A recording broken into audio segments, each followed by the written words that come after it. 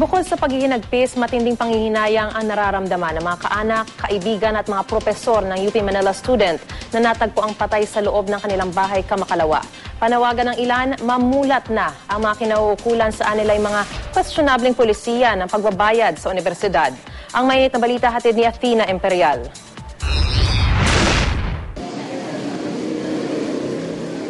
Patuloy ang pagbuhos ng pakikiramay para sa UP Manila student na si Cristel Pilar Mariz Tejada. Natagpo ang patay ang 16 na taong gulang na DS Behavioral Science freshman sa loob ng kanilang bahay noong Biyernes, 15 ng Marso. May problema umunong pinansyal ang kanilang pamilya at labis niyang tinamdam ang desisyon ng universidad na mag-leave of absence o LOA muna dahil hindi siya umabot sa deadline ng student loan. Aminado ang mga magulang ng bata na ilang beses na rin silang pinagbigyan ng universidad sa pagbabayad ng student loan. Kapos daw kasi sila sa pantusto sa pangangailangan ng pamilya. Yung second sem, hindi pa kasi nga hindi nga ako nakabot noong December. Hindi ko na-process noong December. So, ayun, nagka-problema ako.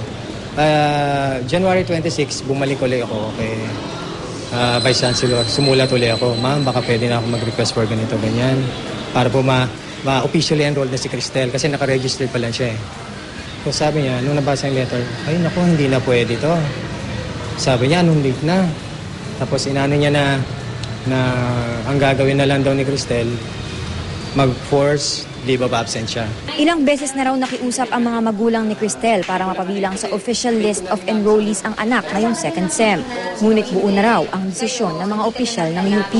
Nung second time nga pumunta kami, nandun na si Cristel, mas masakit yun. Kasi narinig niya na eh. Iniisip niya na siguro yung nangyari na, teka muna, 5 months yun na. Ang dami kong exam nun na, ang dami kong projects na, ang dami kong ganito, may gymnastics. Wala lang. Labis ang panghihinayang ng isa sa mga propesor ni Cristel. Isa raw ang bata sa mga pinakamahuhusay nitong estudyante. It's in school where she finds solace dun sa mga problems niya siguro. So, hindi natin maalis sa kanya na gano'n niya panghawakan yung halaga ng UP education niya. Isa si Professor Martinez sa mga kumukwestiyon sa strict deadline sa pagbabayad ng student loan at sa issue ng pag-LOA ng mga estudyante. Masyadong maikli para sa mga estudyante na bigyan sila ng 2 linggo para magbayad. So baka naman, ang sabi ko pa nga nun, ma'am, subukan nyo lang na pakinggan ang storya ng bawat estudyanteng hindi nakabayad. Kahit isa lang. Di rin siya kumbinsidong natutugunan ng Socialized Tuition and Financial Assistance Program o STFAP ang mga problemang pinansyal ng mga estudyante.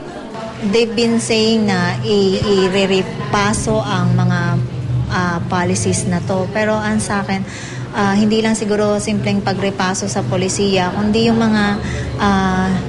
mga policies that are not in for the interest of the students. They should be, if not reviewed, if not altogether, sana altogether scrap, ganun. Si UP President Alfredo Pascual naglabas na ng pahayag tungkol sa pagkamatay ni Cristel. Kung kailan pa raw nag-umpisa na ang proseso ng pagre-review sa STFAP, saka pa may ganitong di inaasahang pangyayari. No student of UP will be deprived of education kung ang reason lang ay tuition. Sa huli, ang pagkamatay di umano ng bata, nakaugat daw sa mababang budget na inilalaan ng gobyerno sa edukasyon. And hopefully, ang pagkamatay ni Cristel hindi naman in vain at kunin natin ito at on a higher level na yung ating pagdaramdam ngayon ay gumising sa ating lahat na gumayin talaga ang education ay prioridad. Kaya nga sila tinawag na scholars ng bayan dahil supposedly ay taxes, buwis ng mamamayan ang nagpapaaral sa kanila. So when they implemented the tuition hike of about from 300 pesos per unit to 1,000 per unit. So malaki talaga ang nawala sa mga estudyante na karapatan nilang makapag-aral. Athena Imperial, GMA News.